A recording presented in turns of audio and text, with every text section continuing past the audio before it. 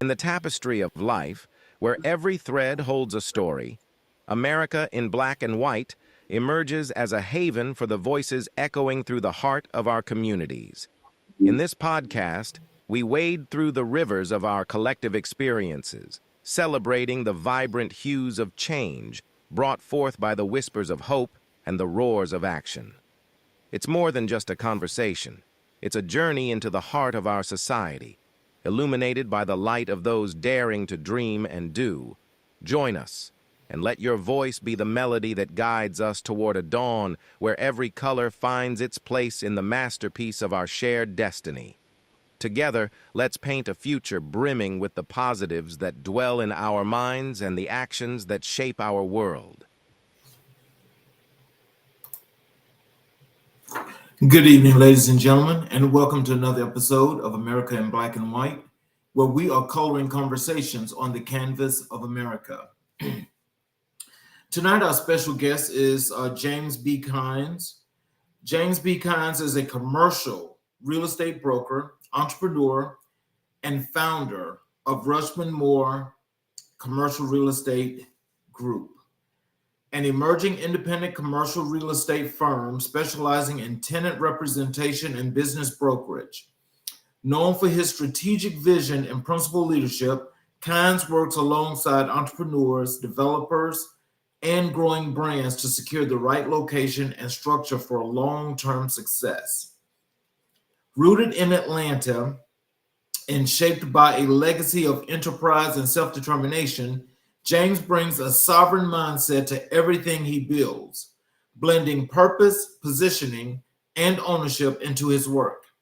His entrepreneurial journey began in the grooming industry and evolved into a mission to help others build lasting ventures through real estate and strategic guidance. He is a graduate of Project REAP 2016, the Atlanta Commercial Board's Diversity Mentorship Program 2018, and Leadership DeKalb, class of 2021. In 2023, he was selected for the CCIM Mentee Program and honored as Entrepreneur of the Year by the African American Entrepreneurial Association, where he now serves as an ambassador. His upcoming book, 10 Rules to Entrepreneurship, Answer Your Call, Live Your Dream, shares the blueprint he's used to turn vision into value and purpose into power. Ladies and gentlemen, I'd like to bring to the show Mr. James B. Kynes. Hello, sir. Hello.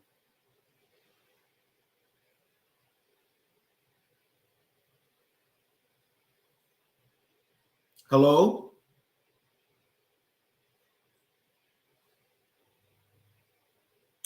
Mr. Kynes, are you there?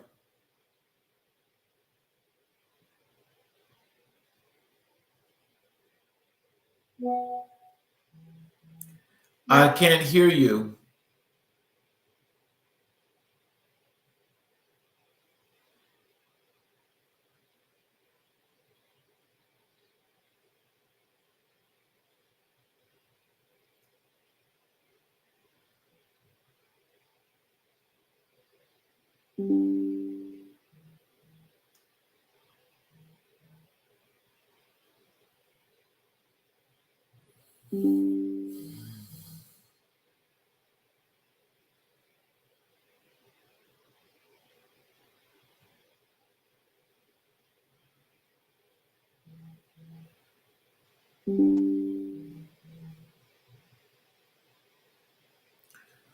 Ladies and gentlemen, let's give this a second. Let's try to fix the technical difficulties. Mr. Kynes is frozen and cannot, his audio and video is not working.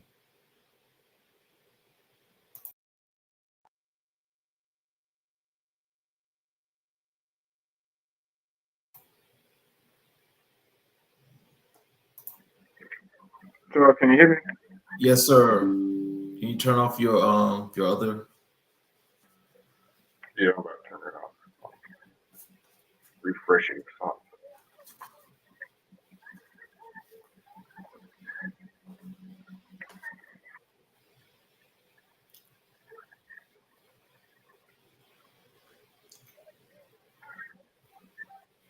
All right, can you hear me now? Yes, sir. I can hear you.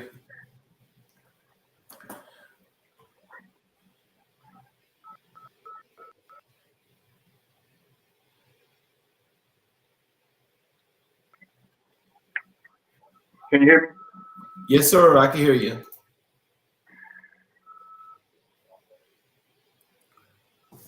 There we go. Okay. So as far as your bio Can you hear me goes, now? yes, sir. I can hear you.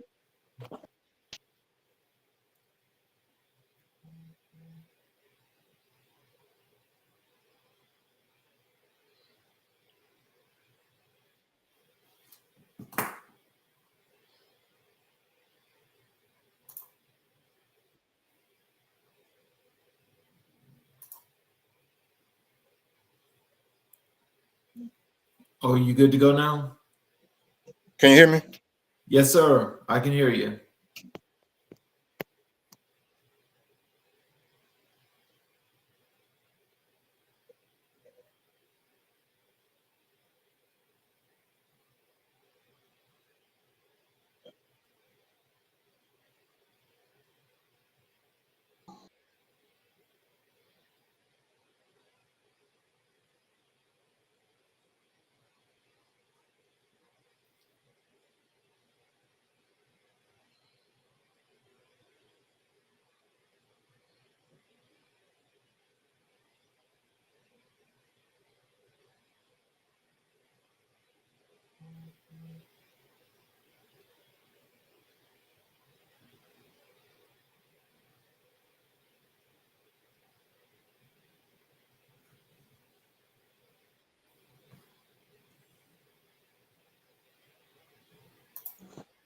I'm here. Can you hear me now?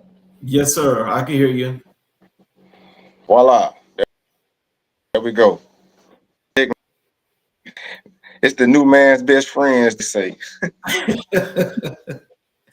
So welcome to the show. Is there anything you'd like to add to your bio before we get into the show? From what I can hear, you covered everything quite well from what I can understand, man. So I appreciate the opportunity to join you today, and just have a candid discussion and move forward, man. I apologize about the technical difficulties. This is you know, Uh, technology. no problem. Hey, look, we getting into this summer, trying to change seasons, so all kind of stuff is going on with this Hey, the electronic. energy, Yes, sir. Um, absolutely. I would like to start with your entrepreneurial path and business leadership. Okay. Uh, can you tell us what inspired you to pursue entrepreneurship and how did that journey begin? So entrepreneurship was actually inspired. I was inspired by entrepreneurship by my grandfather, James Smith, who was he was a scrap metal specialist in Cordia, Georgia. FY, in other words, he had a junkyard, and but he was his own boss, and he did other things outside of just moving scrap metals around the city. He kind of, one of the things I saw that he did quite well was he controlled his time.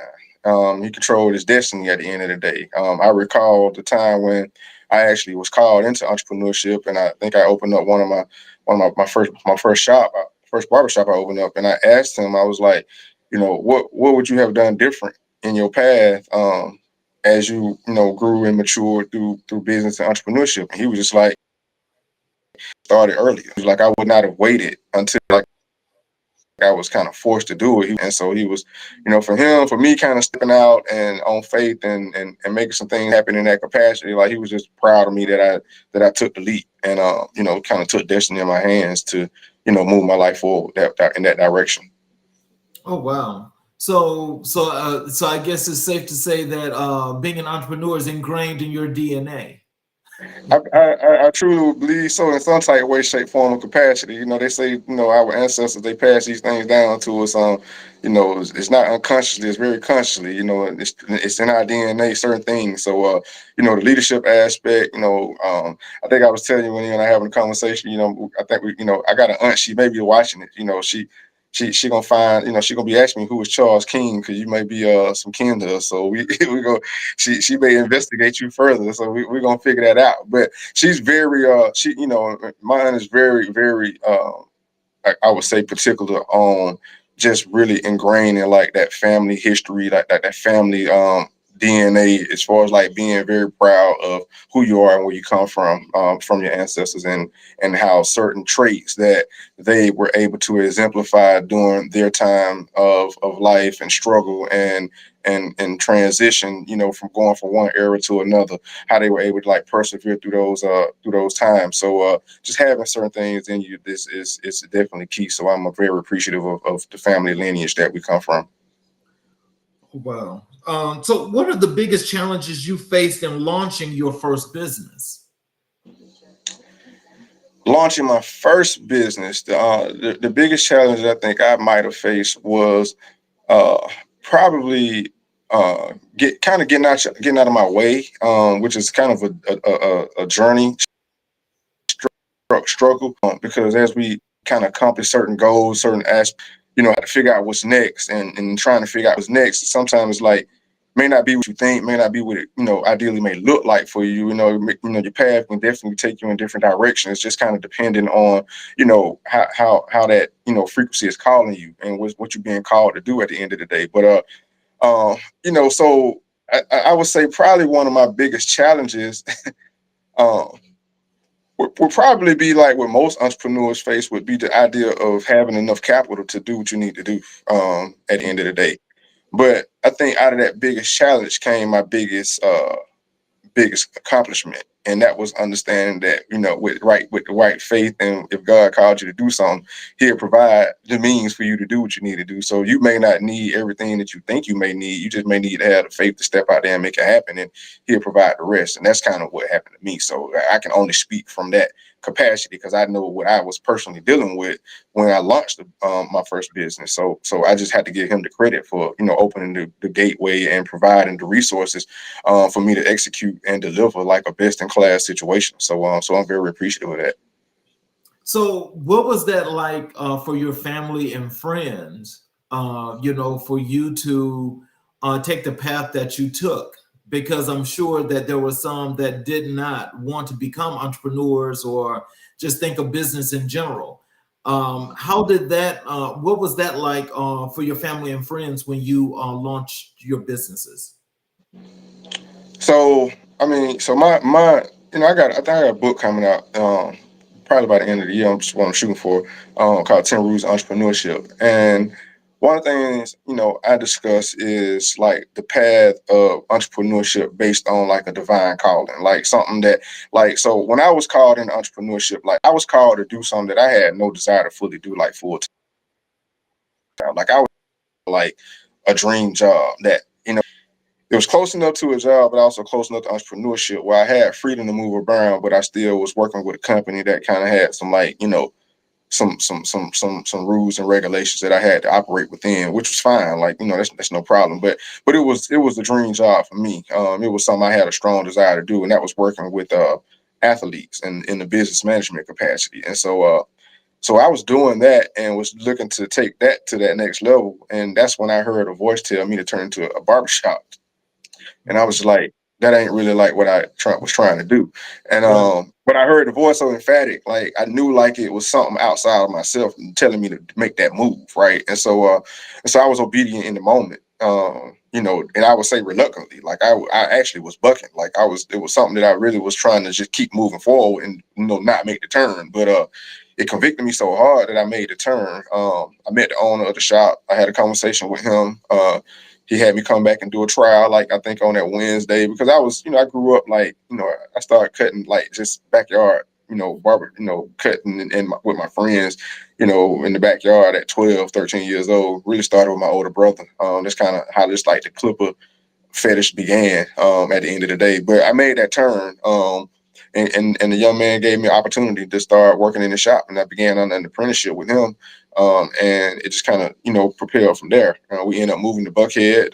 From there, I opened up my first shop. So it affected my family because I came out of corporate America. Like I worked in corporate America for about 7, 8 years. And so, I tell people all the time, like when when you work in corporate America, like, and you have guaranteed checks, like you can budget your life different, like, because you know like exactly how much you have coming in, so you can develop your lifestyle based on your career. Always be looking for a job to pay you more, improve your lifestyle, to save more, or whatever your goal is. But and so that was our lifestyle. Like, you know, my wife, when we first got married, like I was, you know, I was working in corporate. You know, she had a job, and so I got laid off like twice in corporate America. And the second time I got laid off, my desire was to kind of take my destiny in my own hand. Like I just didn't like, you know, I didn't mind working for someone or working in the job, but you know, for me, it was just kind of like, you build a lifestyle, you know, you create a lifestyle, you try to, you know, start a family, you want to create stability.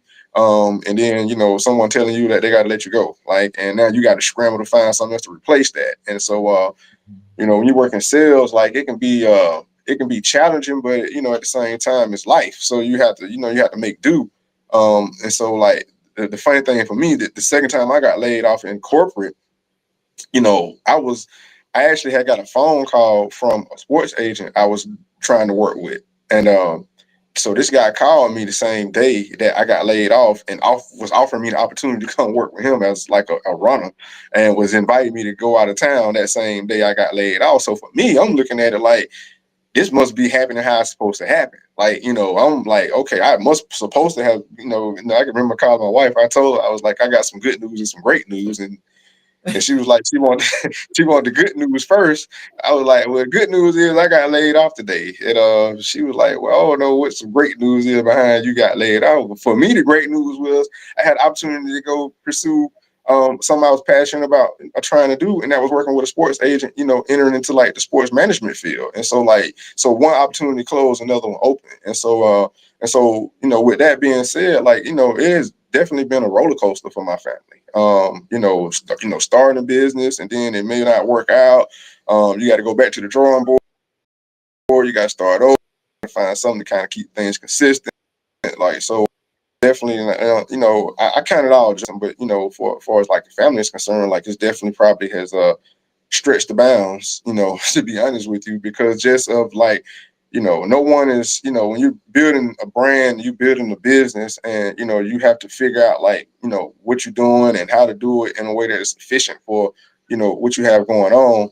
You know, it can create challenges, especially like when you're dealing with things, you know. So I went from working, you know, in corporate America where like I was getting, you know, checks and commission checks, things of that nature, to going into like a situation where like I was, you know, becoming a partner in the division of a company, and they were kind of like paying me, you know, here and there on little jobs I did, to go into a barbershop. Now it's like cash accumulation. Like now I have to accumulate cash by dealing with clients at the end of the day. So I always say like that obedience like was what positioned me, like, because if I wouldn't have been in the barbershop and had a desire to get back into like the transaction world, I wouldn't be a real estate broker and operating a commercial real estate firm to this day. So at that seed in obedience is what propelled me to be in this position, you know, of operating a emerging commercial real estate firm.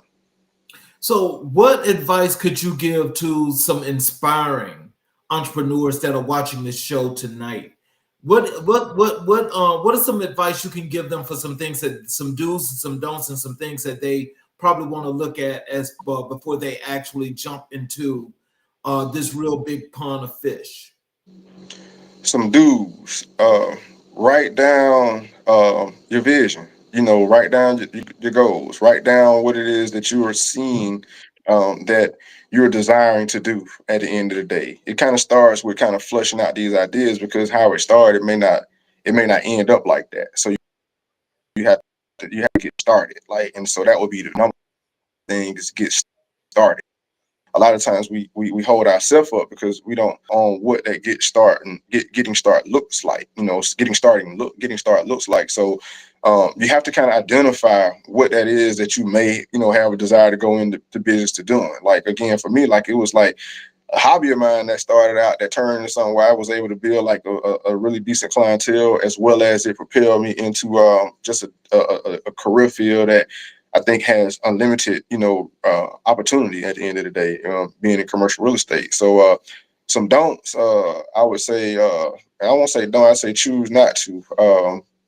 choose not to listen to people that's trying to tell you what not to do if they haven't walked that path or been in that position at the end of the day. A lot of time people project their fears on those who they think that may, it's considered out of it comes as caring and concern, but at the end of the day it is it is someone that is projecting the fear on you about what it is that they are afraid to do because of the fear that they have that it may not work out for them. So they trying to protect you from you failing or doing something that may not work out to the level that you desire to work out. And so they're trying to protect your emotions in a caring type way. But so you have to like understand like what it is that you're passionate about, and be passionate about it so much that you can be dogmatic and tunnel vision about it to pursue it at the end of the day. So by all means, and sometimes that identifying what that call is or what it looks like, if you have no clue. Now if you're a great cook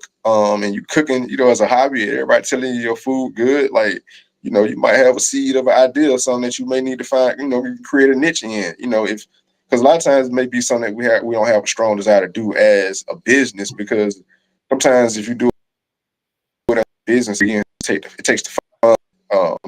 But again, on another note, to do, you never work a day in your life. So it's kind of, you got to, understand once you find that passion, find that lane that allows you to operate in that capacity, then you definitely are able to move forward and take full advantage of all the gifts that God has given you. Okay, so can you describe a pivotal moment that shaped your philosophy as an entrepreneur? Pivotal moment that shaped my philosophy as an entrepreneur. I would probably say one pivotal moment is probably when I had my first barbershop. I had a business partner at the time, and things went really, it was an idea that, from a creative side, I really like accepted the idea of the concept of what the shop was going to be, and kind of, staffed it and really, got it moving, and we were able to develop it and put it on the map and really, garner some attention or whatever. But at some point, within that, business relationship, it turned against me. And at the end of the day, I was left like, I was kind of put out of my own situation by a business partner. But it was like when I left, I couldn't take anything that I created with me. Like that was like that was I created the brand, I created the concept, I created like the whole layout for the most part. He financed it, and that was that was the number one thing. He was the financier. And so when it came to like doing like certain business ethical things, although we had a contract, we did have a contract, we had an operating agreement. That didn't stop the what me from him as far as the nationals and putting me out, and so it was, it and what it looked, I was just, I just kind of I just held on to my faith at the end of the day. And so the pivotal moment for me at that point in time was, if you are a creator, um, own what you create, so that you can, and if you own a brand, a creative brand, own your brand, so that whatever you do, your brand can go with you. You can maneuver your brand however you desire. At the end of the day, you can always do a joint venture with someone, and if the joint venture don't work out, you can pick your brand up and move your brand with you. But protect your brand, protect your creativity, and protect what you have been given at the end of the day. And so that was the lesson. So when I opened up the Kings of Atlanta, the Groom Lounge Spa, everything else after that, like, I own like relatively 100% of my companies, my brands, like, so however I need to maneuver with them, take them where I need to go with them, I can do that. I don't have to really ask permission for nobody to make things happen with my brands. Wow, that's really interesting because with partnerships, I know they can go a lot of different ways. So just in this particular case, I'm assuming that you probably was a young fellow. So Definitely got so just so like at that point and the things that you were creating, especially building a brand, and when you left and you weren't able to take anything, how was he able to capitalize off the things that you had done prior to leaving? Well, God don't like ugly.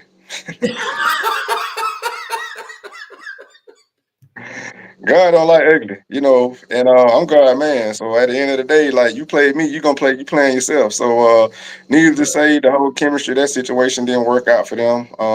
You know, you took the key catalyst out the situation on flourish. Without it, it didn't work out that way. So needless to say, that didn't last long. I was on to my next. I was on to my next venture. You know, the one thing I left with was my ability to create, and so I created something bigger and better than I did the first time. And so that was kind of like that was my aha. Like it didn't take off too much further after I left. But I took off, and the next thing I did, relatively took off too until we closed that until we working on the next phase of that situation. So we thankful. We can create.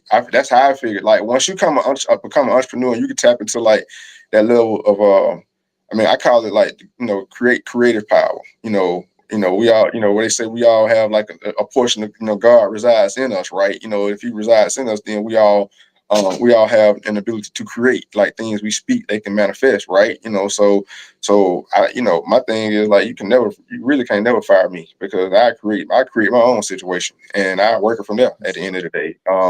Rushmore Moore was born that way. Like, I had Rushmore Moore kind of created already before I even, got my broker license, before I even put it with a real estate commission, because initially, once I finished my, the REAP program, I was looking to work for a real estate firm. That was my idea of getting some experience in the commercial industry. But that was not the plan for me. So I had already had my, back end situation created at the end of the day. So if you don't hire me, cool.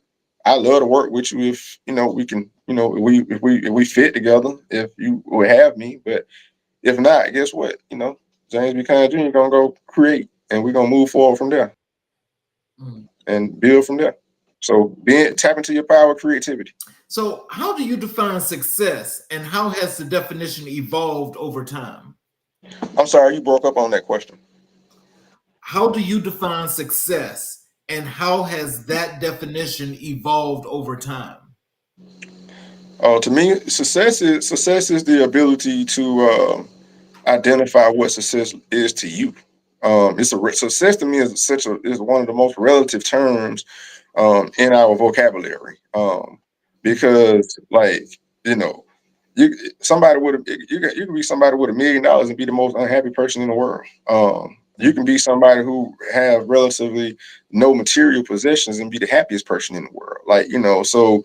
What are you quantifying success off of? Like at the end of the day, is it like how much material stuff I can acquire? Like, how many people I can impact? Like, how many people can I, help, grow and get to another level? Like, so I define success on, because I don't really like take, the material things come and go. Like, a flood come through and wipe out everything you got materially at the end of the day. But, while the flood going on, are you impacting somebody? Are you helping somebody? Are you helping somebody through that process? Like while the storm going on, are you helping somebody? You worry about your material stuff, like So it's kind of like it was funny. I just heard this quote about when Jesus told the rich man, like he say, sell all your stuff and follow me. I mean, you like imagine like a dude like just walk up to you talking about hey man, sell all your stuff and come follow. You got a lot of like think about it, you got business, you got a big house, you got a mansion, you got it's decked out with all type of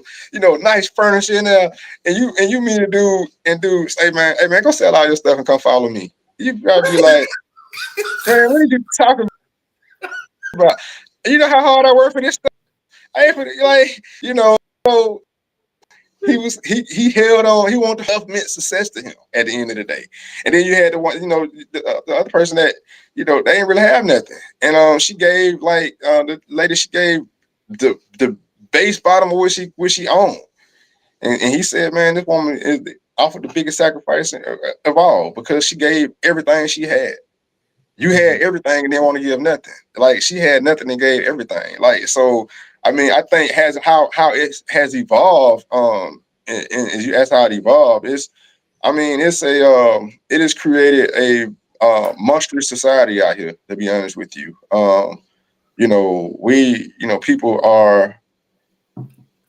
People worship material things to no ends. I mean, I'm no judge of man by all means, because I'm definitely not perfect, but I just like see a lot of, people do a lot of things for just material things to be perceived as successful at the end of the day. And I've heard a term, and I think we've all heard a term about, called faking it till you make it, right? Um, sometimes that term is transition. So you gotta, when you faking it till you make it, sometimes it might look like you faking it till you making it because you believe in something that is taking you to that next level at the end of the day. So now it's like, you know, how you measuring it is so relative, because what works for one may not work for the other. And so the main thing is, surrounding yourself with those who kind of can embody the frequency that you are choosing to operate on, so that you guys can grow at that same pace. And if you helping enough people and giving back enough, like, you'll have all the other aspects of success that it looks like, that makes it look successful at the end of the day. So that's kind of my take on it. Well, as I think of, you yourself, and I think about success and just looking and listening to where you say you was to where you are now. I mean, you are a very successful young man, because when you think about it, from where you started to where you are now, basically you have more control of an enormous amount of situations in an industry that's like more than just multifaceted, but it's all about global, just global living. I'll just put it like that. And so, with that being said, I mean, it puts you in several places. So it's like, success is definitely what you want it to be. But I can see how it's definitely evolved, because, hey, things don't just happen overnight. You got to make them happen. And you created your lane and you went through it. Absolutely, I appreciate that.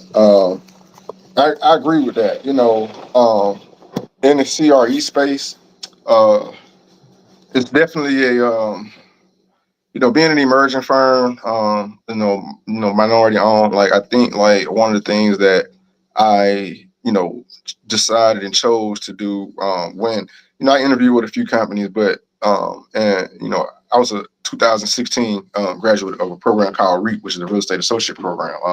I love REAP because REAP really exposes, like, individuals to, like, all aspects of commercial real estate, and it was kind of like the true game changer in what I had going on, just to expose me to, like, where I needed to, like, really position myself in the industry if I was going to segue, fully into the industry. I was a general agent for a short while, actually, and that's kind of how my path started.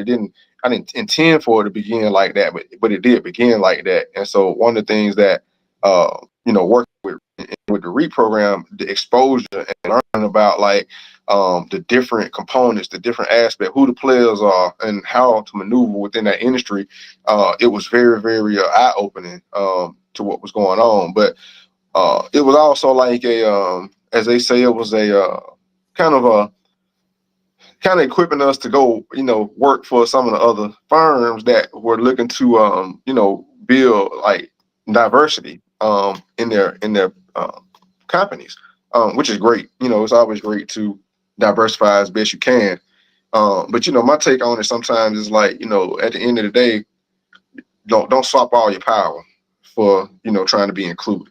Meaning that, had I went and worked for another company, maybe a major company per se, a major commercial real estate firm, would I have the ability to hire, other individuals who look like me at the end of the day? Like, and if I did, what would that look like? What would be the cap on that? But I do know, as a broker at Rushmore Moore, like, we can develop and bring on, as many qualified, agents that are looking to build their commercial business. And as we choose to, at the end of the day, like, we don't have a cap on what that looks like, but we do have, we're looking for those that are out here moving and making it happen, definitely coachable at the end of the day. But I wouldn't swap my power for to be included. You know, I like the idea of being able to add those that look like me into the industry at you know, at our own, you know, criteria rate. If we, because my thing is like we get into like this diversifying thing.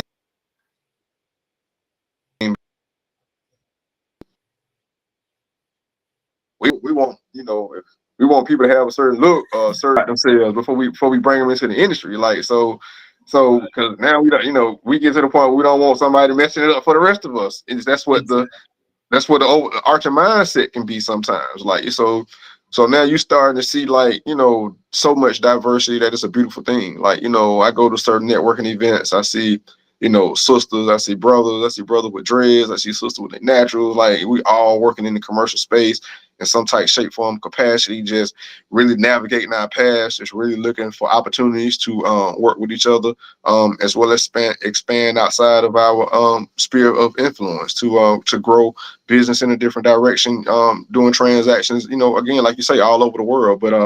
But you know, you said the key thing was pivotal, like being able to put yourself in that position, you know. And one of the things that we've been able to do and we're working towards right now is, you know, we're MBE, DBE, so we're working towards doing more government contracting or and corporate contracting as well from those designations.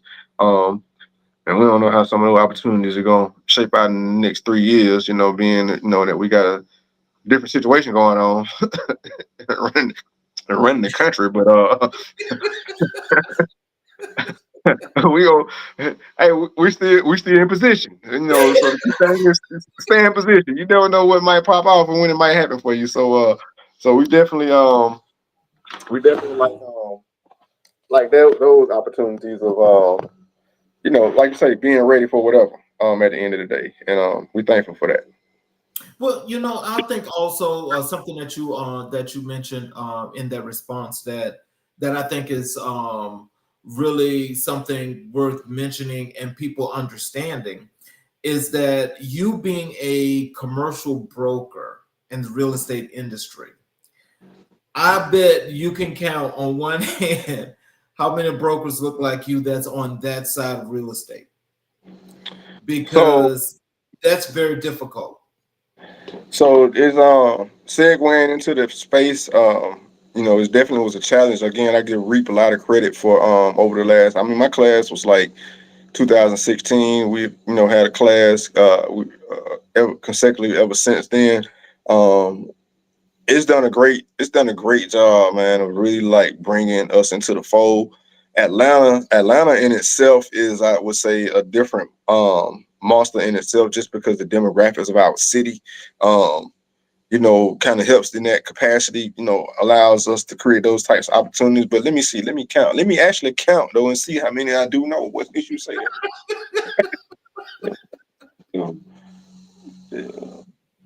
Um, John, I'm at 4 right now.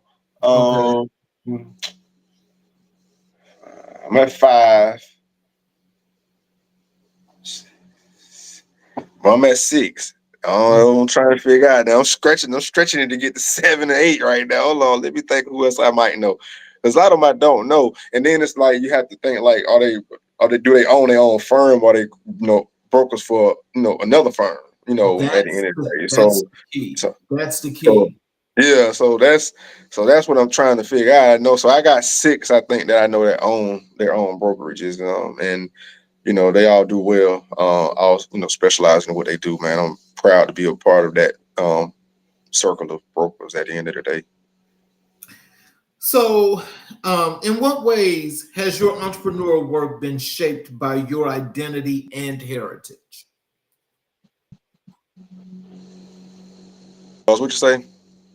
In what ways has your entrepreneurial work been shaped by your identity and heritage?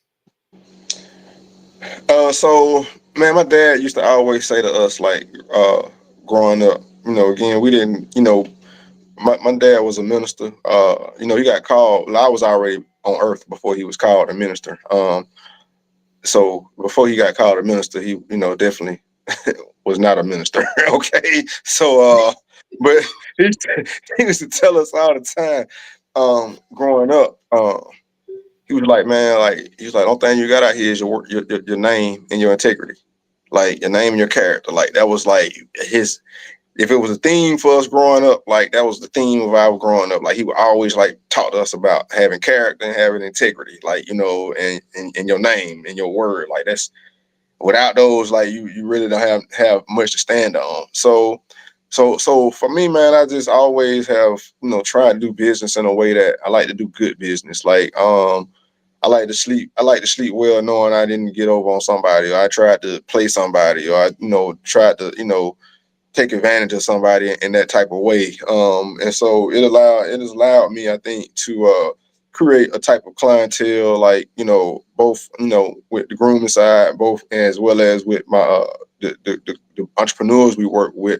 It helps create a level of trust that I think creates the longevity of relationships that I think, helps us sustain in business at the end of the day. Um, I mean, am I perfect? By all means, no. But do I, enjoy, like, definitely, trying to do the best I can, to make sure that everything is on the up and up by involvement. I absolutely do.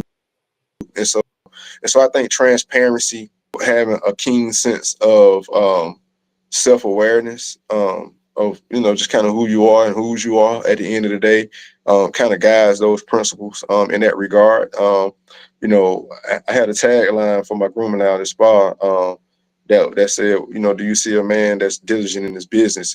He should stand before kings and not of obscure men. And that's Proverbs 22 and 29. And that was just one of those things, like, regardless of what you do, just be diligent at it. And like the elevation is gonna come if you are diligent at doing what you do. Like, and if you do it with some uprightness, with some integrity, like, you'll be in rooms with, like, you'll be trying to figure out how you got in the room.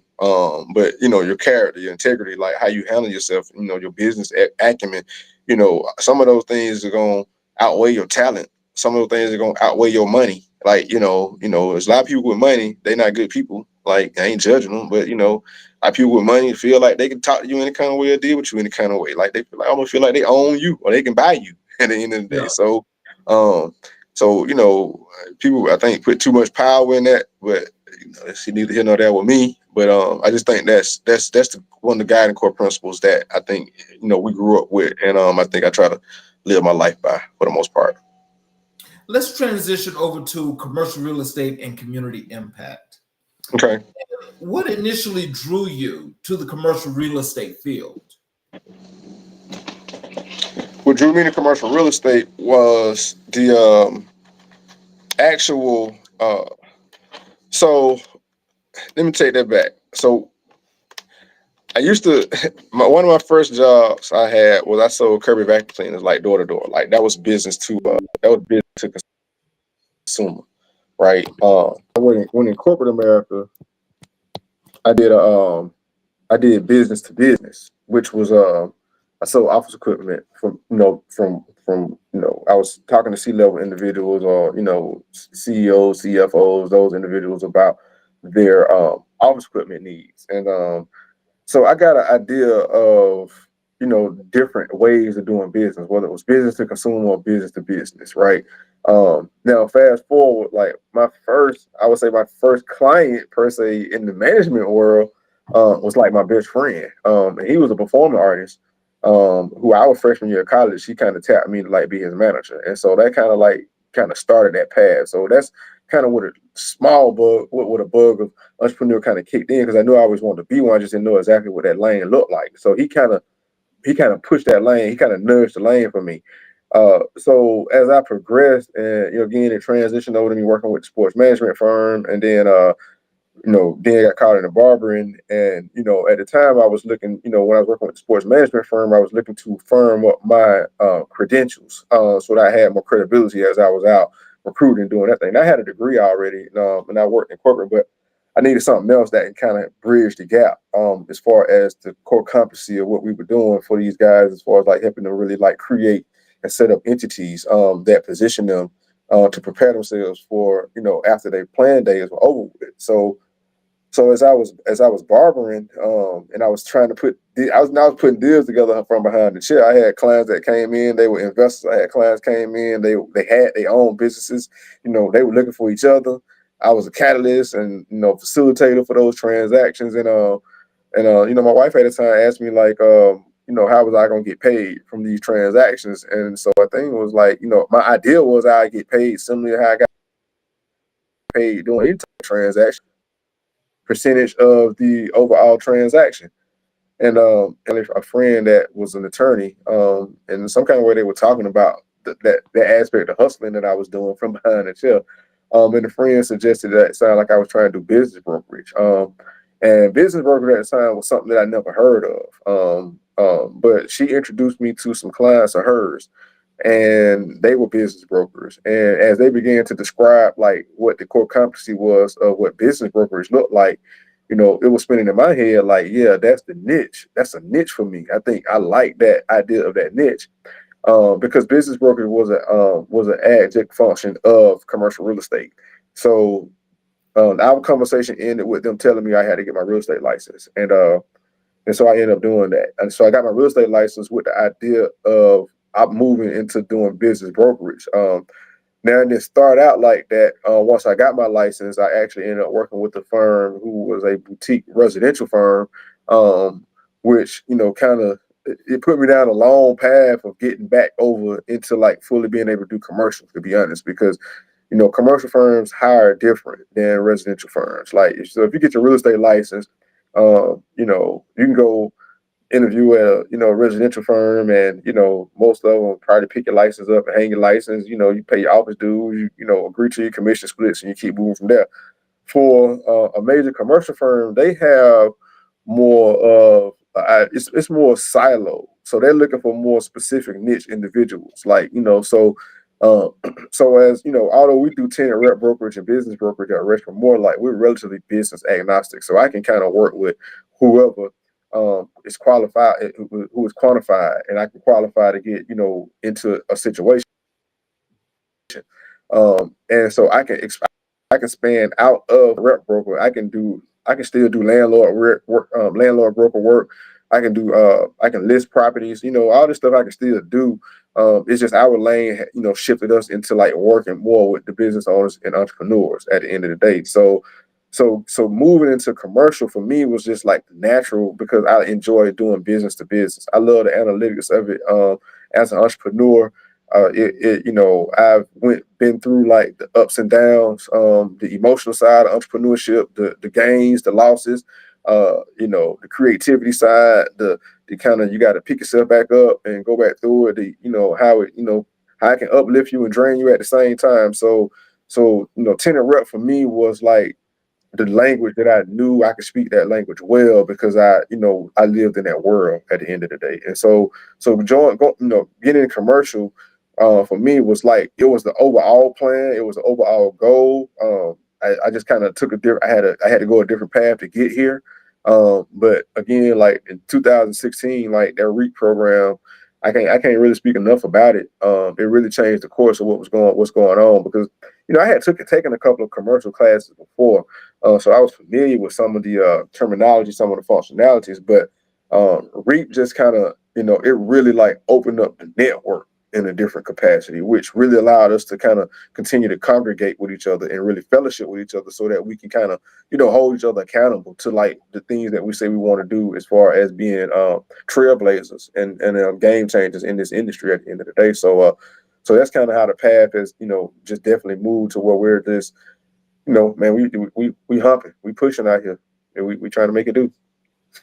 So, how has your work in real estate intersected with the efforts towards economic empowerment? How much I work in real estate, and I think that they go hand in hand. I think one of the challenges that we're constantly overcoming is the access to capital within our community, and then like on top of access to capital, being paired to access to capital. Like so if I could, for example, take you to SBA center and we sit down, we had to go through things to get you prepared to get to the capital that you may have access to now because you know the right people.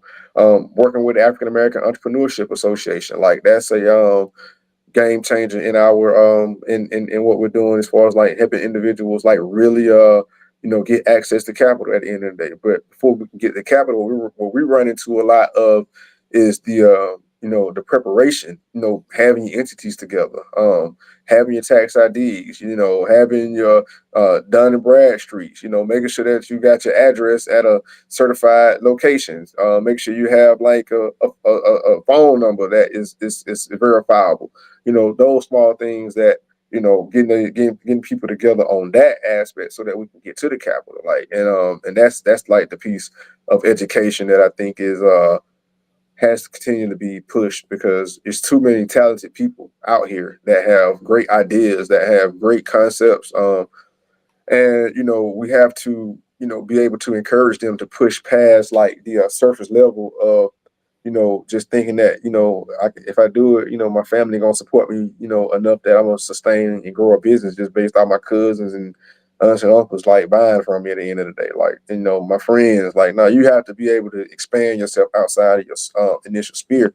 That takes a lot of preparation. It takes a lot of positioning, but you have like you have to see yourself beyond that point to make that happen.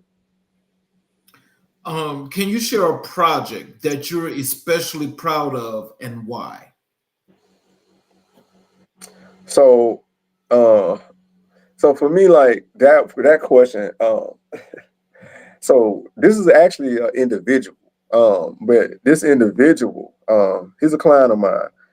Um, I don't I wouldn't consider him a project, but I will say that I enjoy our relationship because he's someone who has kind of walked this path with me from all aspects of like what I do. Like, he started as a client who I was grooming him. I was kind of, but he's younger than me. He was a very smart guy. And I had some other ancillary brands outside, of my grooming company that dealt with more like men, imaging, wardrobe, stuff like that or whatever. So this young man like really like began to like, embody like all aspects of what we were doing from a male grooming side. Um, Actually ended up helping him. I assisted same way I facilitate stuff from behind. I was facilitating things from behind the chair. I put him in touch with a guy that I knew that was looking for someone with his skill set. Put him in another position, kind of increase his income. So I saw him begin to like grow professionally. Then he began to grow like overall. So then like he came to me about helping him find his first house. So we found him a house, his first house. It was a great deal. I told him at the time he bought the house. If you buy the house, you stay in here long enough, you'll make over six figures if you stay in his house. So lo and behold, he bought the house. It was a condo. He stayed in it over almost 10 years, maybe about 10 years. So when the market was at its peak, is when him and his wife they decided they were ready to sell that house. They were ready to buy a new house. And when he sold that house, what I told him was going to happen happened, and so we were able to put him in like something else. But just that for me, like someone like him, kind of like is the example for me. Like your purpose is for real. Like you here to like not just impact people one way. Like you're able to like maneuver with individuals in multiple capacities, and do it in a very efficient and professional way at the end of the day. And so he kind of helped me really understand like division wasn't a joke.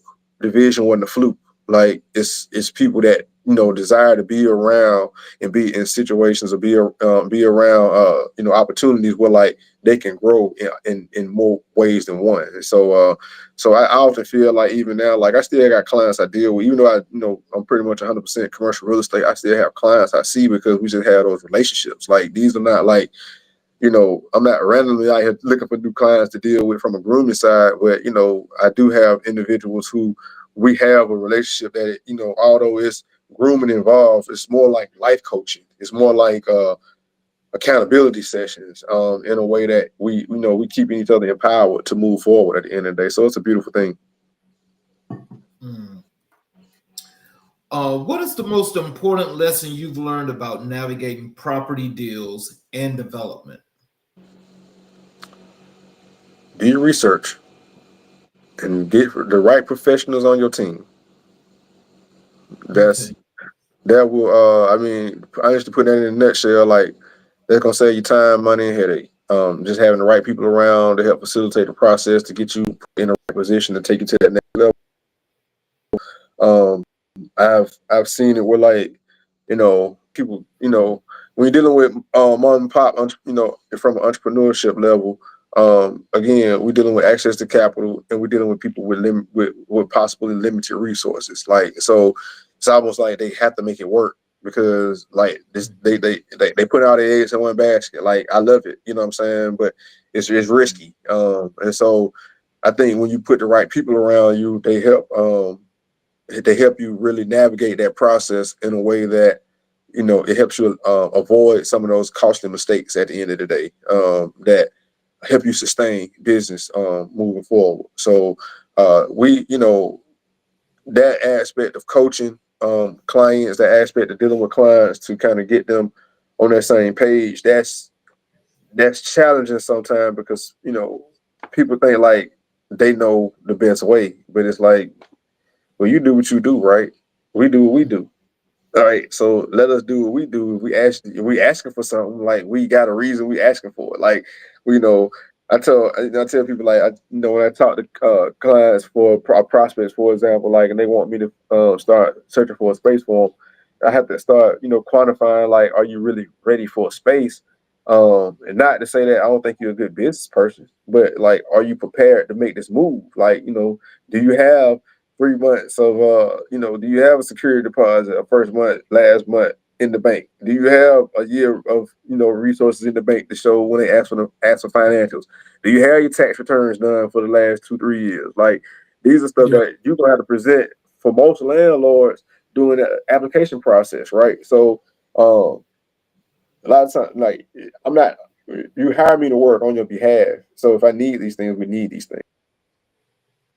Like, I think one of the things I ask, like, do you have a marketing one sheet? Just, it's like a resume for your landlord reps about who you are and what you bring to the table. Like, I like to be able to send them some information so that they can see visually, like, who you are. Like, and oddly enough, man, sometimes it's like pulling teeth trying to get that stuff done. But it makes the process easier. It positions you as a company, as an organization, like, a lot. It puts you in a position of strength, because now it looks like you have your business together. Like, you can be a startup and still look like you have your business together, and a landlord may rock with you, even though you may be rocky from a financial perspective, because they like your concept. Like, so a lot of times people think, like, oh, I got so much money, I got money, money, money, money. Like, money is not always a key leverage indicator in commercial real estate, and that's kind of a hard pillow to swallow for some people because they pride themselves with how much money they got. But it's not all the indicator on if a landlord will choose you or not choose you to go into a space. So I've actually seen it where, like, a client was a little less financially stable, but they had a really dope concept and they won out over somebody who probably had more money than them, right? And so it happens. Like, so you just have to operate in your faith and operate, through faith that what's for you is going to be for you at the end of the day. Something before I go on, you said something that kind of like falls into a question I've always had. When I first moved here, I have never seen so many people that have not done taxes for like 4 and 5 years, and they want to get them done at one time. What is that? Is that like just an Atlanta thing? Man, them people, I mean, putting that, them people don't move here. A lot of people handle their live business. You just got them out of towners, man. That's what that is. They I was move here. like, You oh move my here. God. Look, they obviously didn't have good tax representation from where they were from, but we grew up around professionals. Like, I grew up in Decatur, man. Our parents were professionals. Like, we sat with our parents around the table doing their taxes at the end of the day. So we know about doing our taxes. That's them out of town from them Boy, other places, man. That ain't I us. Don't put that on us. know. Don't And come here look, projecting that on us. it still happens. And I so, believe it. now it's just a norm now. So it's like, okay, hey, I need to do 3 years worth of taxes. When the last time you filed? Well, I really don't remember. They want you to wear that. They want you to wear that magic, man. They want you to wear magic. Then they want a big refund. Like, you got to go No. and find the write-offs for them. Like, yeah, I get it, man. They ain't from Atlanta though. They from out of town, man. So let's move over to mentorship and leadership. Okay. Who were some of the key mentors in your life, and what did they teach you? Key mentors in my life. So we start my father. I stated my father already, like elements of manhood, character, integrity, just perseverance, being able to see that up close, commitment, obedience to a call, like, witnessing that up close. So I had to give my father, like, number one position in that regard. Second would be probably my high school coach, Coach Godfrey, legendary Hall of Godfrey, like 2, 3 Hall of Fames.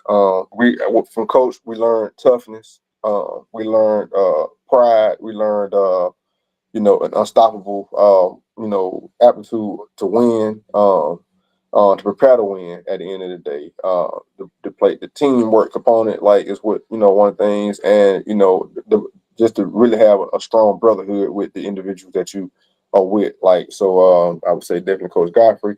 I would say number 3, probably be a young man named Dr. Johnny Battle. Dr. Battle was somebody who when I did my internship at Warner Brother Records. And it's funny, like Dr. Battle and I always laugh. He's like 10 years my senior, so he's like my big brother. But our paths are so parallel, in that his father was a minister. He played football, so it's funny for him. Like, when I was doing my internship, he was a originator in Atlanta hip hop. He was a founding member of an Atlanta hip hop group, a classic group. But so at the time I met him, he was running the A&R department while I was interning. But I learned enterprising from him. Like, he really showed me how to enterprise, how to kind of like operate in creativity, how to maneuver through different lanes and different platforms, being multifaceted. Dr. Battle was somebody who now is a doctor, a Wharton Business School graduate. Definitely has become a powerhouse in the executive world and corporate. Even though he has like true entrepreneurial prowess about himself, he definitely operates in that capacity. But he's someone who definitely showed me like how to operate, in principle, with creativity, moving and maneuvering through different lanes. And our fourth will be who gave me opportunity to start working in his shop, dude named Ernesto. Nesto showed me the real hustle of working, like, hand to mouth when it comes to like barbering at the end of the day. Showed me how to the ideas I had for my own shops. Like, he was someone at that time who really created these environments, these theme type shops. We had a 24-hour barbershop in Buckhead that we opened up and operated for years. Like, I think they still have a 24-hour shop that he kind of created that concept. And so from that platform launched me opening up my shops. It gave me opportunity to truly move into entrepreneurship. And I say that call is really what made that happen. So I would say those four gentlemen, I would say off the top, and there's definitely some other men in there, but definitely those individuals I would say that probably my Mount Rushmore of mentors in my life. So why is mentorship such a central part of your work? Again, like these guys I just mentioned, like they kind of showed me, like, it's always great to give back to a willing mind, like someone that's willing to learn, someone that's willing to grow, someone that's willing to, take advantage of opportunities that are presented to them, and do it in a great fashion.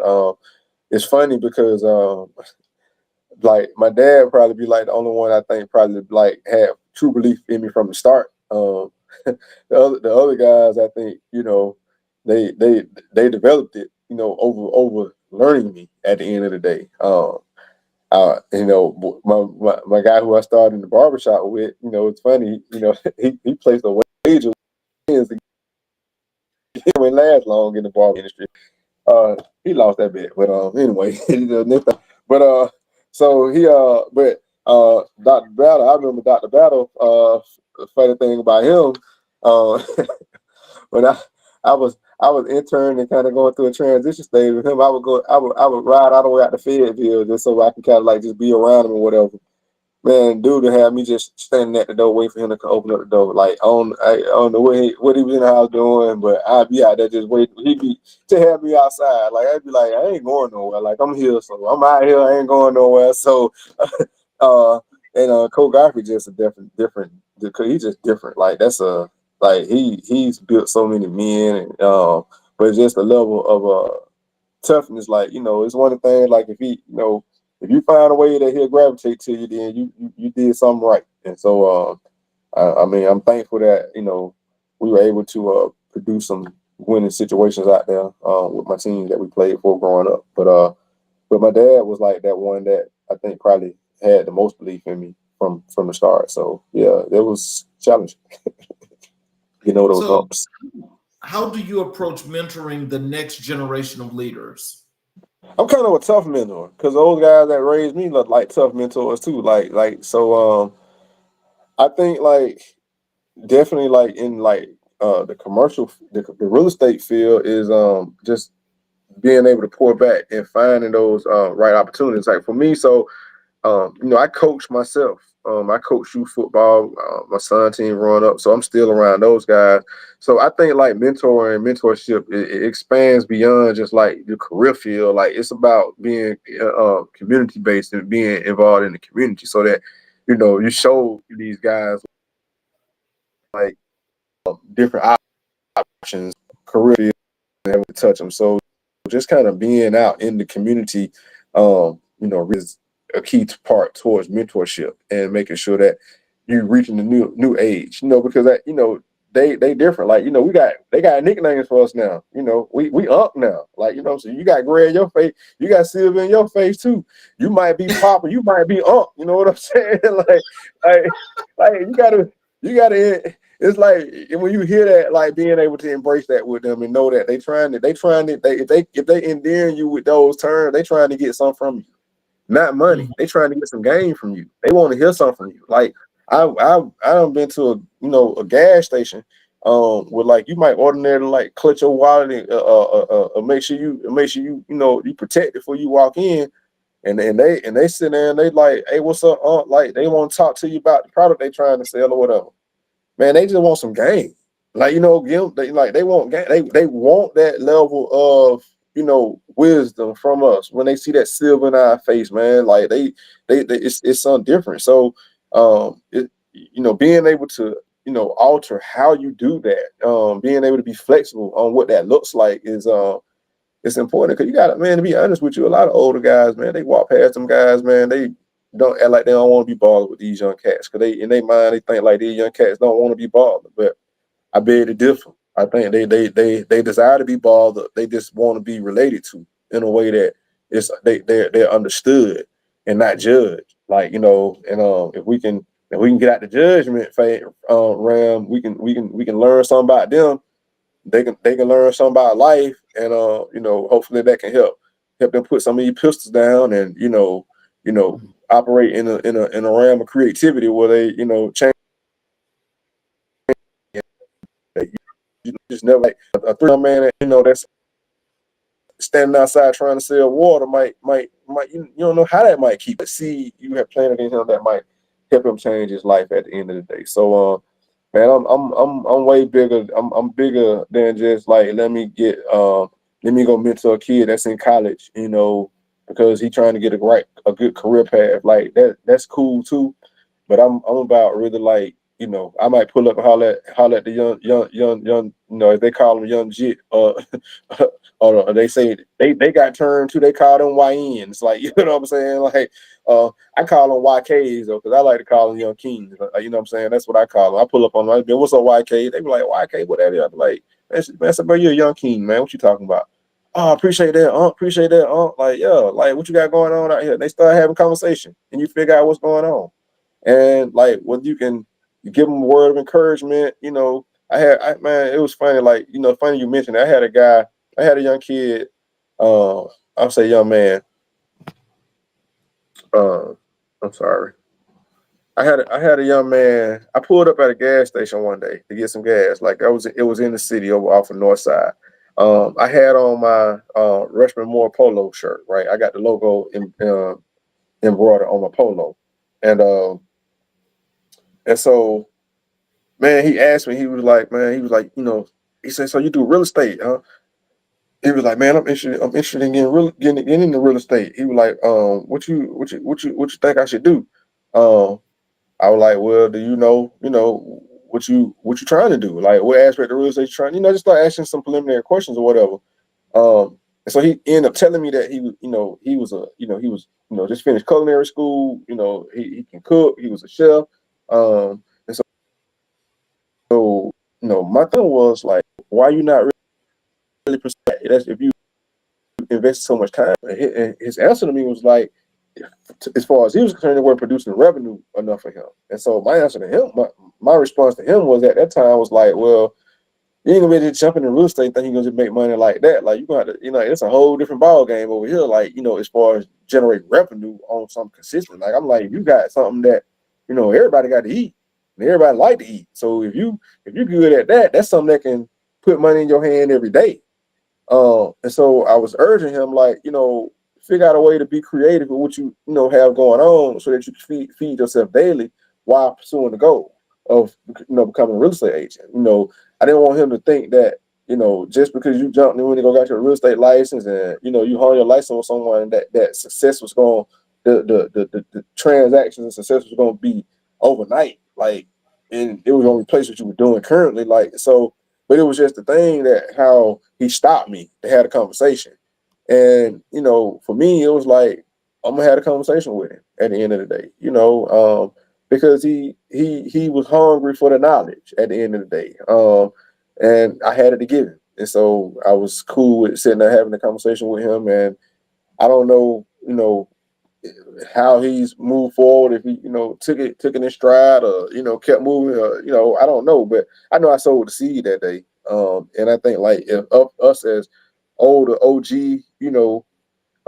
as they call us, unks and pops and all that, man, we got to take time to alter how we mentor and how we reach out to these young men.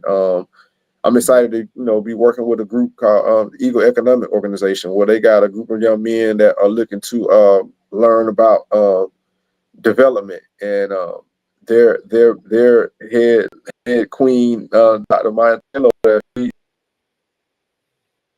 she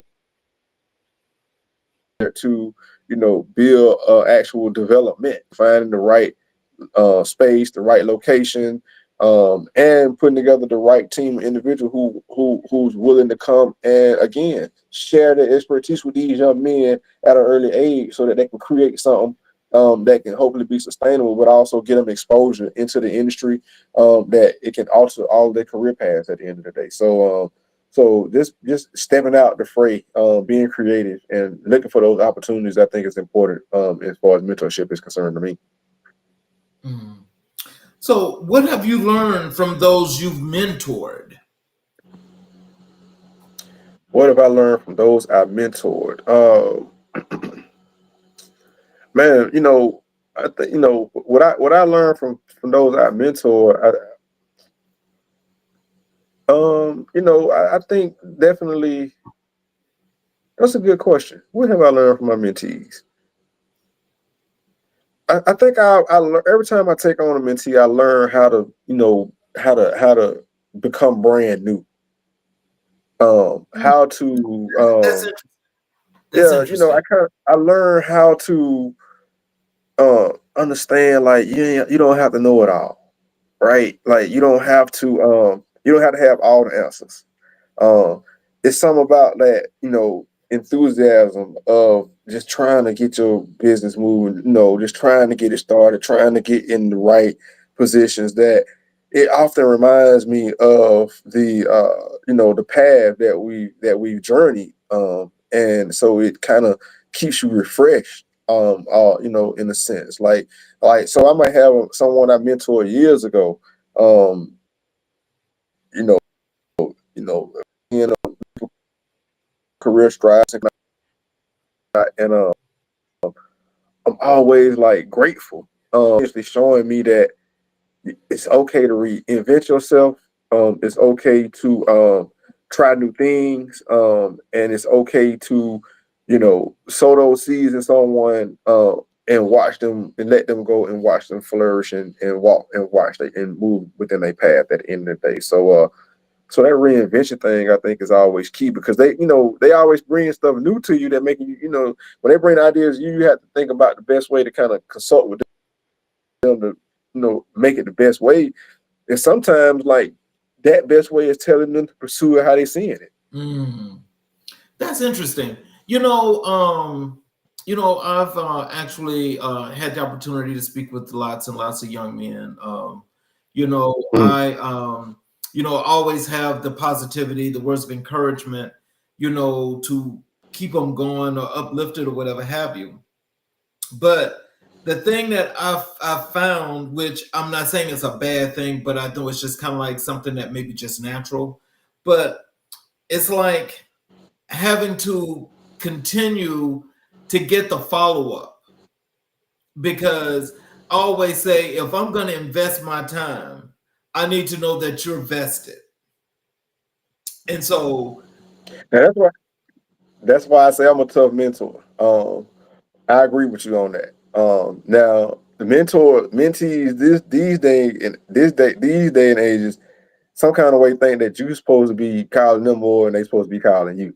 Like, and that, again, like, when I was a mentee, with Dr. Battle and some of these other folk, man, I'm talking about, I'd be outside, sitting outside the porch. I'm so thankful for them. The neighbors ain't called, neighborhood watch stuff, because I'm sitting out there. I'm like, man, you got it. I don't care how long I gotta wait. I sit out here. I be in my car. I go out here, come knock on the window when you're ready. But you got something for me today. And I'm coming to get that. So it ain't that physical. It ain't that material. You got some wisdom for me today. You got some knowledge for me. I need to come get that. You know what I'm saying? Like, but now, like, if you ain't calling them, like, they think you supposed to be pursuing them like they clients or something. Like, hey, bro, I got the game. What you talking about? Like, if I got to call you and give you the game, then we need to move to a coaching program, right? Like, not a mentee program. We need to be in a coaching situation. Like, and then at that point you're gonna swipe the credit card. So I'm definitely not calling you to come to your own session that I'm gonna have set aside for you. I ain't gonna call to remind you if you do that. Like, so that has been a difference that I've noticed. Like, and then it's like they want to tell you what they want you to teach them.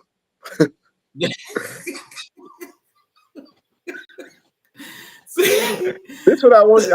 I need to tell me. This is what I want you to teach me. Okay, do we have this situation in play right now? Because me just talking about this as walking through it like two different monsters. Like, I'd rather be walking through a situation and giving you practical experience at it than hypothetically telling you something. I can do that, though, that make you feel good, but that ain't why. That's not what I desire to be doing at the end of the day. But yeah, it's different. They move a little different, though. I will say that. and so, when we got a chance to chat, I told you that we do Black History 365. Okay. And when I ask you who was the most influential person in your life and your career, when it comes to Black history, you said it was your father. And can you tell us, you said your father has been described as one of the most influential figures in your life. Can you describe that impact? I think that impact for me probably been just definitely trying to be a great father myself. My father was like he was kind of like the community daddy, and he was a young father. Like this, not and not now. I don't. Now that I'm a little older, I kind of can see the appeal because, like, you know, him, and my mom, like, they started really young. They started young. My older brother and I.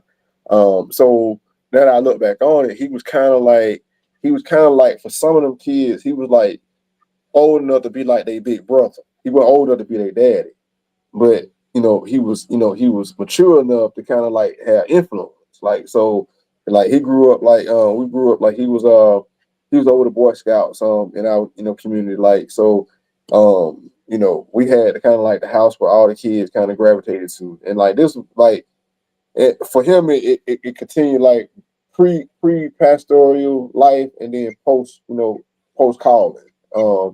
He still became like the everywhere we moved, he was kind of like the cool dad. Like, even though he was a preacher, like he was a cool preacher dad. Like, all our friends kind of like gravitated to him as well. So I think like just being able to give back to others in that way, even if they're not my kids, just being able to give back in a way that, I love you like my son. Like, you know what I mean? I grew up seeing that with him because he really like embraced like the other kids in the community wherever like we moved to. Like we moved a couple of times. Like moved to Georgia, kind of named that created a Cub Scout Boy Scout chapter up at the church. Grew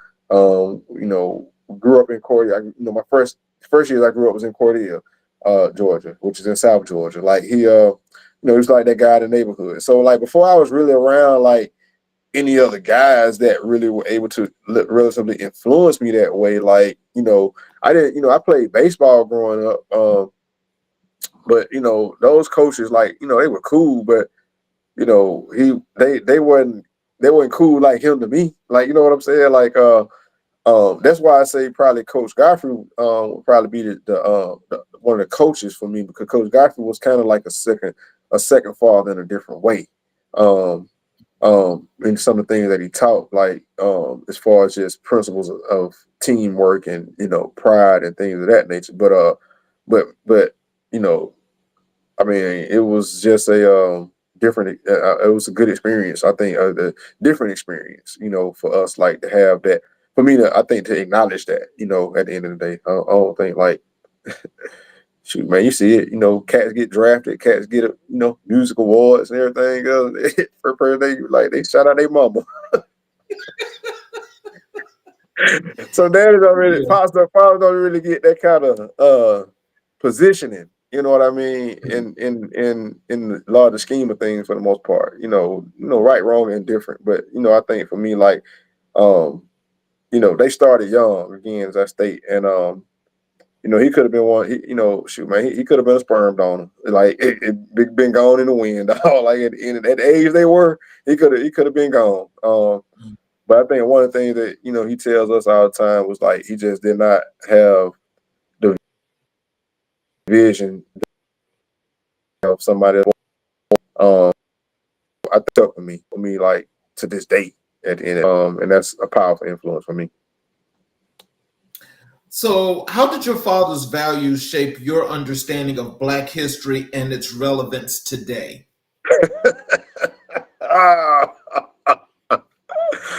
Man, so I laugh at that question because this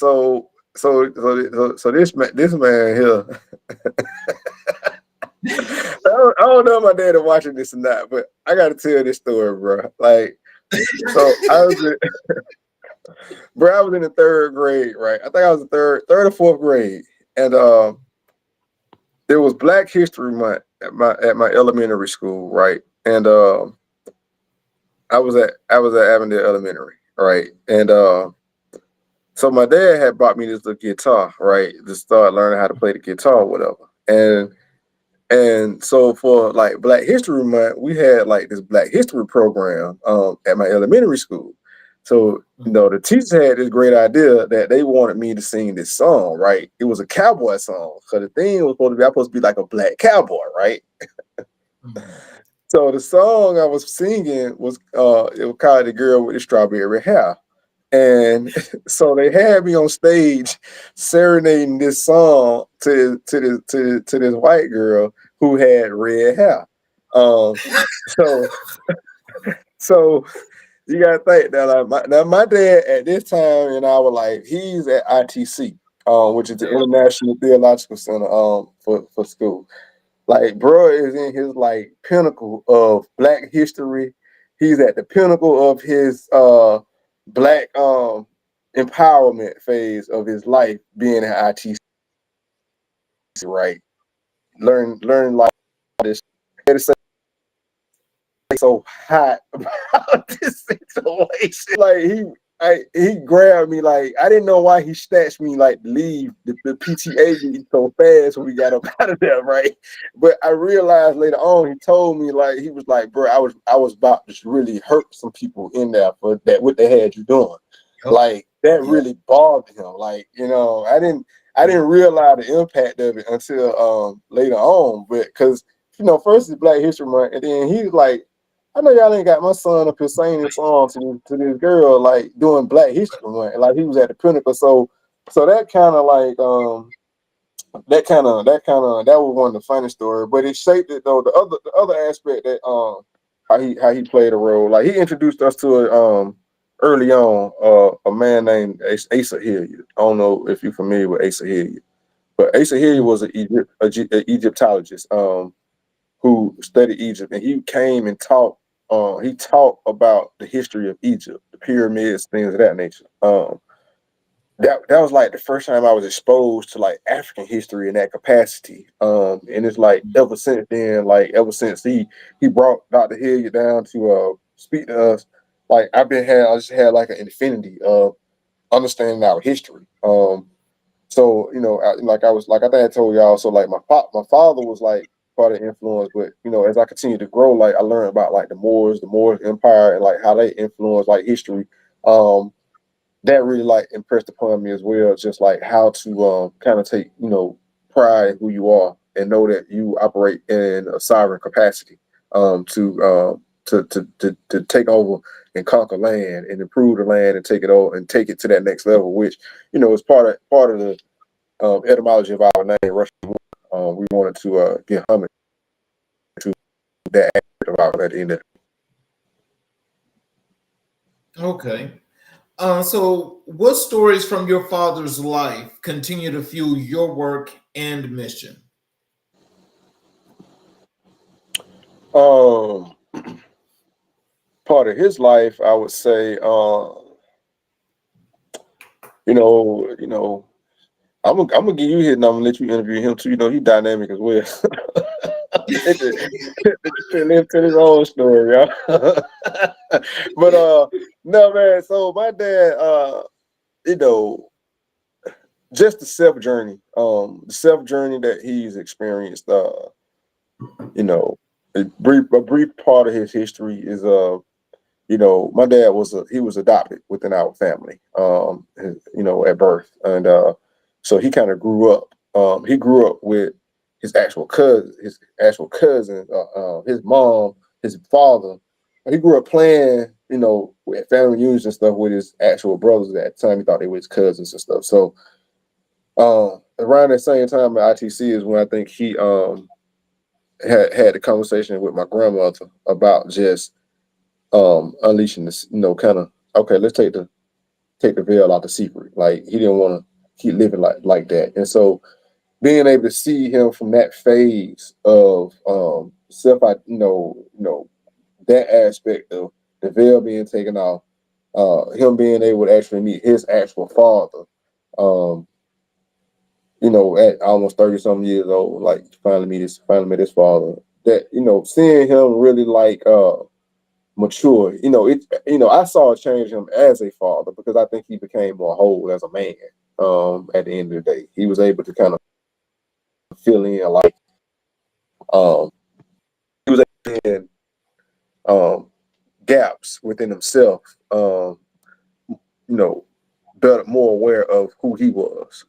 At the end of the day, I think like a lot of times when we grow up, like we don't have like certain pieces, like our parents and, certain history, like certain aspects that we can, it's hard for us to get those identity pieces because we just don't have them. They haven't been assessed to us. So it's like you say, it's in our DNA. So part of our DNA is actually searching for this. Like it's asking to be released at the end of the day. But it's also like, it's almost like a phone charger, right? You got, you still have to plug in, right? So if you don't have like those conversations with your family members to understand like how some of these dynamics are playing out in your life, you kind of like the DNA there, but it's not plugged in. Like, so you can't get the full picture of what that looks like. So you kind of grow up like not having that full picture of who you may be through like your heritage at the end of the day. And so we were blessed that, he was able to really rekindle with that side of his family. That's the King side as well. And we were able to really learn like that aspect of our history, and grow from that capacity. But watching, witnessing that growth aspect for him, man, you're gonna make me write the man autobiography. But your father definitely sounds like a fascinating individual. Man, you need to go on and probably put him on, man. He do podcasts too. Him and his wife got a podcast too that they do. So they might bring you on or vice versa. He definitely has his own platform, that's for sure. Right. Last question for you. Did your father influence your career choices or the way you lead? Nah, he ain't influenced. That was well, I'm okay. Well, yes and no. Let me say that. The career choice was influenced by him. As far as the barbering side, that was kind of flukish. Because so my dad used to cut our hair. My brother and I had growing up. He just kind of decided he wasn't taking us to no barbershop no more. He got him some clippers and started cutting our own hair. So it got to the point where like my older brother solicited me one day and pulled at me to come and cut his hair one day. And I was like, well, you don't really know what I'm doing. And his reason for doing it was he said, well, I don't care, man. I just don't want daddy to do it. I was like, well, I just want daddy to cut my hair. Hey, oh, okay, whatever. So, I was the adventurous one. I probably wore more whoopings than all of my siblings. So I went where my dad had his clippers hid. I pulled them out, and lo and behold, I chopped my brother's head up. It was an awful thing. Which is funny to me because my sons ain't tore each other head up yet. And I got 10 times more clippers than my dad had. And they ain't went out there and picked them up and tried to cut each other hair at all. Like I don't know. I can't call that one. But so that experience with starting my brother is kind of what started the whole clipper thing. So he kind of influenced that aspect. So with that being said, had I not ever picked the clippers up, I would never probably have been called into barbering. And had I not been called into barbering, I wouldn't be in the real estate industry right now. But so it was a seed per se. But getting into like real estate and being in real estate, that was a God divine thing. That placed my skill set. Okay. So, in closing, what are some words of wisdom and encouragement that you have for our audience, as well as how they can connect with you on social media, how they can visit you at your website and learn more? What are some of those things you'd like for them to know? Words of wisdom. In entrepreneurship, answer your call, live your dream. What that looks like. It looks like being in your lane, being in what you are divinely called to be doing in life at the end of the day.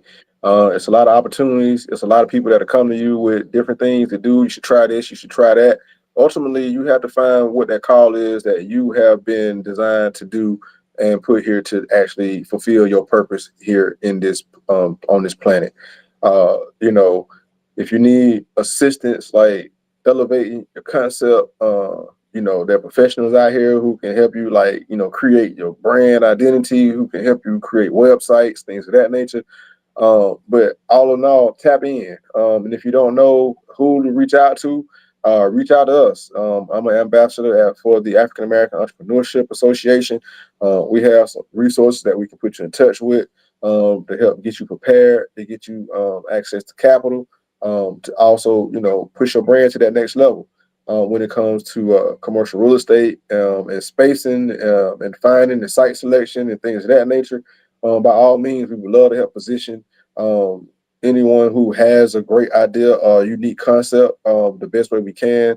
We're able to operate in any capacity. As far as the brokerage is concerned, we can find your office space, retail space, industrial space, land. If you have a business for sale, we can help you sell the business. To acquire business, so we can help you find that business as well, negotiate the deal, facilitate the process table. If you definitely want to follow us, you can find us on all social media fronts. I'm at James B. Kynes, that's Kynes Jr.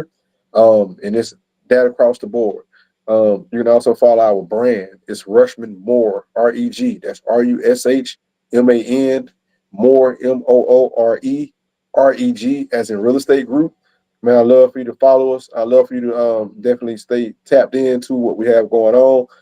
We have a podcast too that we're launching called Commercial Conversation Series, where we actually be talking to like business owners and entrepreneurs about their journey, about their site selection processes and things that they've done in order to sustain themselves, what endeared them to certain communities that they are part of, how they're sustaining in those communities, how they give back to those communities, things that have transpired along their career path, their journey, things that help you expose you to just different opportunities and give you the insights to navigate the path of entrepreneurship that you have for yourself as well. So man, we definitely appreciate the opportunity to spend time with you today, Charles. I don't know my aunt looking, but she might be trying to go have you pull out that family tree so she can try to cross reference to see if we some kin somewhere. And if you our cousin, I'll see you at our next family reunion. Yes, sir. I want to thank you for taking the time, to be here and to deliver some positive news and encouragement for our audience, because we are about community, and community is where it's at. Because again, that's our whole specialty. Everybody can watch the show, but our goal is to connect and build, expand, and grow our communities. Because the resources are definitely lacking, but reaching back and doing what's necessary is where it's at. Absolutely. So for those of you that are watching the show tonight, again, this was another great show, and you got to hear James talk about not only how his career path started as an entrepreneur, but where he is right now. What he has epitomized for us tonight is what success looks like. So success is what you want it to be, but how you also operate in that space. So just think about this. As a commercial real estate broker, and he is a man of color, there are definitely not an enormous amount of people in that industry that can fit the space that he fits in, because he is one that has his own firm. So in other words, success is not determined by monetization, but a success is determined by what you put into it and what you feel like. This is what I want it to be, and I want to make it this way. So that's what he has just shown each and every last one of us tonight. So I suggest that each and every last one of you reach out and learn some things, as to how things are, how you want things to be, and learn a little bit more about his journey. Because again, when we see people that look like us that are doing things that we like, a lot of times we don't know how to do that, but he just left the contact information for you. So I want to say, as you guys watch the show tonight, for those of you that have not subscribed to the YouTube channel, I would ask that you please take the time to subscribe and get all of the notifications, for you can watch this show again as many times as you like, as well as all of the other previous recorded shows. because I can guarantee you that each and every show here on America in Black and White is definitely a teaching moment for each and every individual, for all of our communities to grow and expand. So I want to thank you all again tonight. Thank you, James, and hopefully we can have you back again. And I would love to see you guys again tomorrow night, for we have another great show. And again, have a great evening. Thank you for watching America in Black and White, where we're coloring conversations on America's canvas. Have a good evening.